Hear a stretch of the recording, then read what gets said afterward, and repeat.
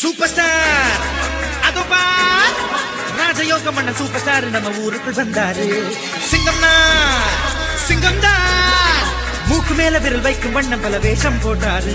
அவர் உருவம் பாரு எளிமை, அந்த எளிமைதானே அவருக்கு வலிமை. தலகணத்திடாத தலைவன் எங்கள் அண்ணன் மட்டும்